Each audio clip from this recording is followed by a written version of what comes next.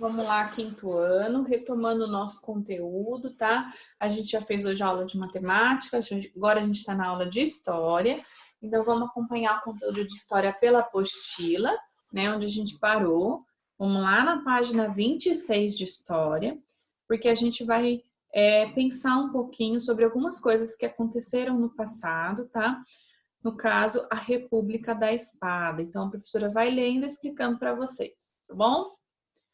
Em 15 de novembro de 1889, o Brasil mudou seu sistema de governo, passando assim a ser uma república. Lembra que a gente conseguiu derrubar lá o autoritarismo, né? E a gente conseguiu instaurar aí a nossa república, né? A gente conseguiu acabar com a monarquia. Então, sendo assim, mudou o nosso sistema de governo, né? Lá na última aula eu expliquei isso. Estão lembrados? Os dois primeiros presidentes do sistema republicano, eles eram militares, né? Eram homens lá das Forças Armadas, eram militares. Por isso, esse período ficou conhecido como República da Espada. Por que República da Espada? Porque os dois primeiros presidentes, quando o Brasil se transformou num sistema de república, foram militares. República da Espada, porque os militares usavam espada, tá bom? Governo provisório. O primeiro presidente do Brasil foi, depois, lógico, do Dom Pedro II, que era monarquia, se transformou em república, então daí começou a ser presidentes, tá bom? Então, o primeiro presidente do Brasil foi Marechal Deodoro da Fonseca. Ele governou entre 1889 até 1891, de forma provisória. Então, ele foi lá só para enquanto eles estavam decidindo todas as coisas. Então, ele não foi um presidente fixo, ele foi um presidente provisório, tá bom? Ou seja, por enquanto. Até que fosse elaborada uma nova Constituição do país. Constituição é um conjunto de leis, tá? O governo de Deodoro foi adotada uma nova bandeira para o Brasil com o lema Ordem e Progresso. Ordem e Progresso ainda é o lema que está escrito na nossa bandeira do Brasil até hoje, né? Lá naquela faixinha que tem lá naquela parte azul está escrito Ordem e Progresso ainda. Além disso, buscou-se modernizar o país com a instalação de indústrias, né? Então, o que ele queria? Instalar muitas indústrias para que o país se tornasse mais moderno e ganhasse mais dinheiro.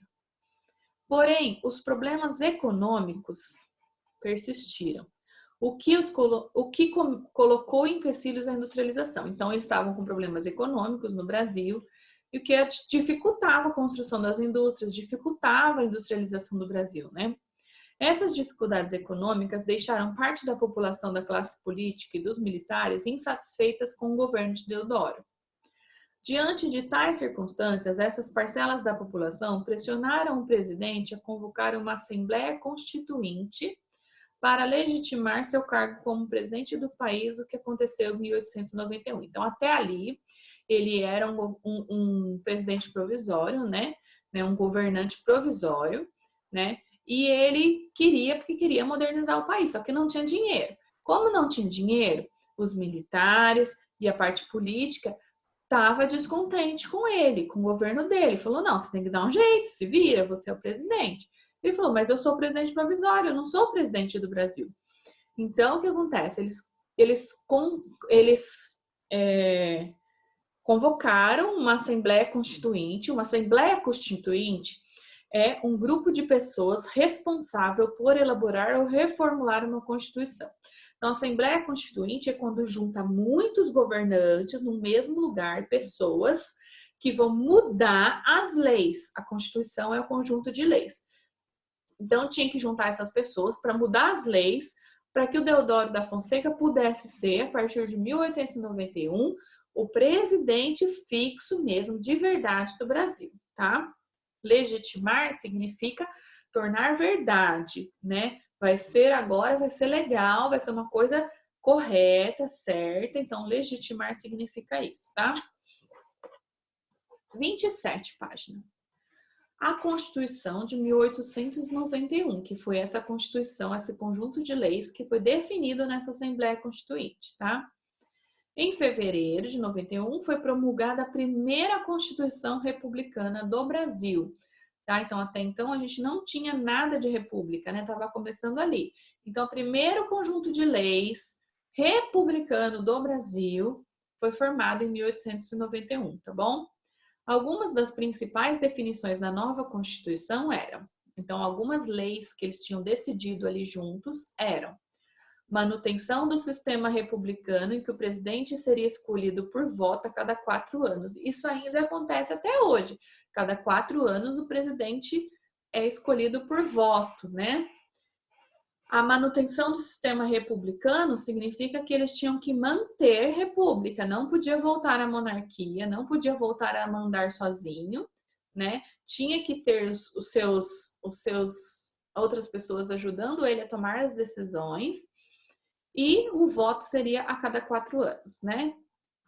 O direito ao voto aos homens maiores de 21 anos, exceto analfabetos, mendigos, religiosos e soldados. Então, todos aqueles que forem homens maiores de 21, que não fossem analfabetos, analfabetos são as pessoas que não sabem ler nem escrever, que não fossem mendigos, que não fossem religiosos, como padres, pastores, etc., e que não fossem soldados. Então, tinham que ser homens acima de 21 anos que não fossem nada disso, que poderiam votar, tá? O resto não poderia votar. Hoje, no Brasil, nós sabemos que todo mundo pode votar. A partir dos 16 anos, dos 16 aos 18, pode votar se quiser. E dos 18 para cima, é obrigatório votar. Pode ser homem, mulher, analfabeto, mendigo, soldado, religioso, qualquer pessoa. Todo mundo precisa votar, tá? Mas nessa época ainda não era assim, tá bom? Transformação das províncias em estados e ampliação do poder de decisão dessas unidades da federação. Então, todas as províncias, que eram as partes do Brasil, foram transformadas em estados, que são os estados que a gente tem hoje, São Paulo, Rio de Janeiro, Minas Gerais, etc. E ampliação do poder de decisão. Então, cada um ia ter uma pessoa que ia decidir, junto com o seu conjunto de amigos ali, de pessoas, sobre aquele estado. Então, eles iam conseguir cada um comandar um estado, tá bom? Com ordem do presidente, tá? Determinação da liberdade religiosa, ou seja, o país não tinha mais uma religião oficial, sendo permitido todos os cultos religiosos. Então, naquela época, ainda se tinha só a Igreja Católica. Quem quisesse seguir outra religião, evangélica, qualquer outra religião, elas não podiam. Então, a partir desse conjunto de leis, eles decidiram que qualquer um poderia escolher a sua própria religião. Poderia seguir a religião que quisesse, não era obrigado a seguir todo mundo a mesma religião. Olha que maravilha, né? Hoje em dia, nós temos cada um a sua religião. A gente, né, tem que ter respeito por todos, né? E cada um tem o seu ponto de vista. Então, naquela época não era assim. Depois disso que passou a ser, tá bom? O governo constitucional. Após a publicação da Constituição de 1891, a primeira eleição presidencial foi realizada de forma indireta, ou seja, sem a participação da população. A população já poderia votar, só que a primeira eleição foi decidida sem a população. Assim, deputados e senadores elegeram o Marechal Deodoro da Fonseca para seguir como presidente da República, tá? Deputados e senadores são os outros governantes que auxiliam o presidente, tá bom?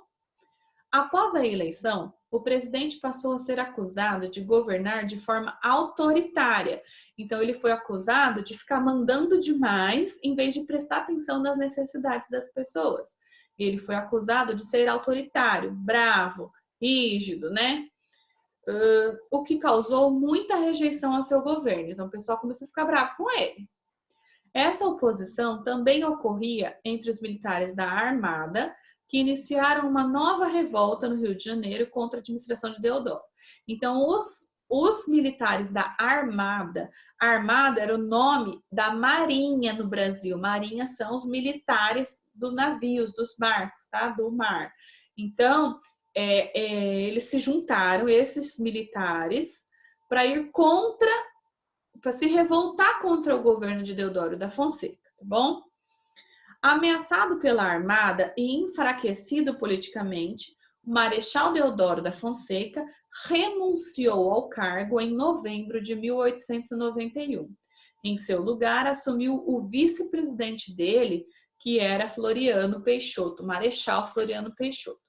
Então, o que o Deodoro fez? Renunciou. Renunciou significa pediu demissão, pediu a conta, foi embora. Falou, eu não quero mais cuidar do Brasil. Eu estou cansado de muita gente contra mim e eu não quero mais fazer isso, não quero mais ser presidente. Então, ele renunciou, ele desistiu, ele se demitiu do cargo dele e aí no lugar dele ficou Marechal Floriano Peixoto, que era já o vice-presidente dele, caso alguma coisa acontecesse, era quem ia assumir já o cargo dele, tá?